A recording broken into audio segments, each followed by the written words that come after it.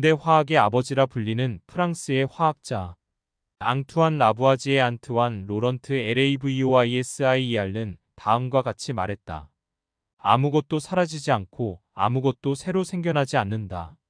물질의 성질이 분자나 원자 구조의 변화로 변화하는 것을 연구하는 화학이라는 분야에서의 친환경이라는 말은 어떤 것일까? 곰곰이 생각해보면 인간이 만들어낸 인위적 화학물들도 모두 환경에서 얻었다고 볼 수 있다. 환경에 관심은 최근 들어 많아졌다.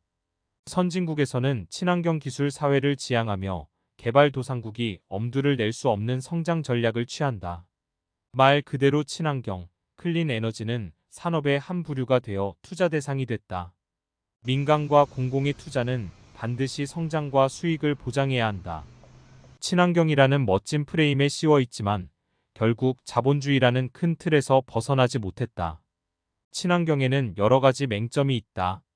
우리가 보지 못하는 부분의 대부분은 도덕적 비판 때문이다. 표면적으로 환경보다 개발 우선이 좋다고 말할 수는 없지만 비슷한 언급마저도 분명 지탄의 대상이 된다.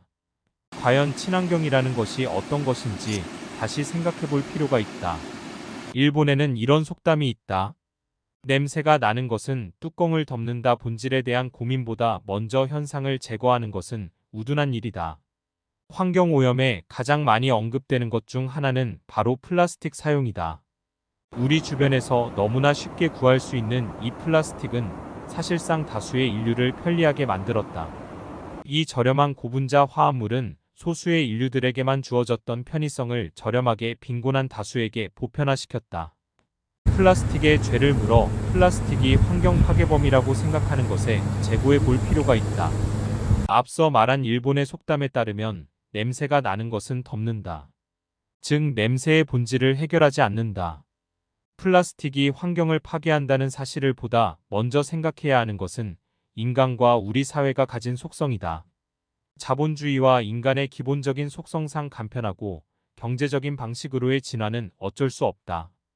우리는 플라스틱을 없애더라도 다른 무언가를 사용할 것이다. 환경 문제에서 우리 인간이 가장 피하고 싶은 문제가 하나 있다. 그것은 바로 플라스틱 사용이냐, 육류 섭취 혹은 석유 사용이냐의 문제가 아니라 인구 폭발이다.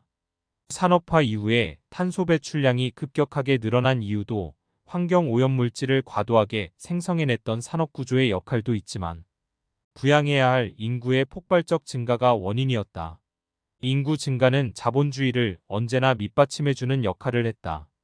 언제나 생산보다 소비가 많아지며 적당한 인플레이션을 발생하면 경제는 긍정적인 지표를 만들어내곤 했다. 머지않아 급격한 인구 감소를 보일 일본과 한국 등의 탄소 배출량은 산업 구조 변화가 아니더라도 자연적으로 줄어들 수밖에 없다. 김상욱 교수님에 따르면 친에너지라 부를 수 있는 근본적인 방법은 에너지를 쓰지 않는 것이다. 어떻게 해서든 조금 더 효율적인 에너지 활용은 있을 수 있으나 근본적으로 쓰지 않는 것이 가장 맞다. 그럼에도 불구하고 우리는 근본적인 문제 해결보다 표면적인 문제 해결을 하려 든다. 환경을 위해 원시 생활로 돌아가는 것을 누구도 반기지 않는다. 가령 세계 최대 부자 100인이 모여 친환경적 농법을 사용한 식물이 아니고선 섭취하지 못하게 하는 법을 만든다면 어떨까? 인도나 아프리카에 있는 빈민들의 삶의 수준을 고려하지 않는 친환경의 강요는 과연 맞는 것일까? 서구에서 사용한 쓰레기들은 대부분 아시아로 수입된다. 아시아의 빈민들은 이것들을 세척하고 분류한다. 베트남에서는 말랑말랑 덜 굳은 녹은 플라스틱을 맨손으로 만지며 커피 한 잔 안 되는 일당으로 안전을 담보인다. 친환경, 재활용이 선에 속한다고 여기는 것에 이런 맹점이 있다. 살만한 사람들의 일종의 기호이자 컨텐츠가 되어버린 친환경이라는 타이틀에 의해 또 다른 불평등과 계층 차이가 발생한다. 경제 성장과 환경 보존은 불가능하다. 또한 인권과 환경에 대해서도 공존이 힘들다.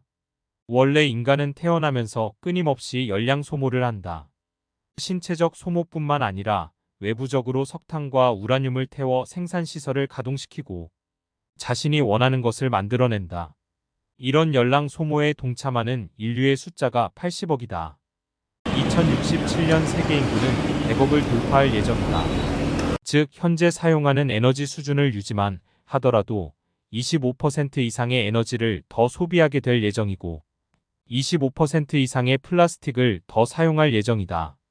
상충하는 두 가지 현상을 모두 해결하는 것을 모순이라 한다.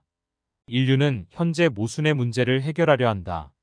그렇다고 더 많은 환경 파괴와 오염을 방관해서는 안 된다. 다만 자신이 행하고 있는 철학과 사상이 선이라고 믿는다 하더라도 상대에게 강요할 수는 없다. 환경 문제는 자칫 사회주의나 공산주의처럼 공급 조절이 오를 수 있다는 정치 사상의 문제와 연결될 수 있기도 하다. 자본주의는 그렇다.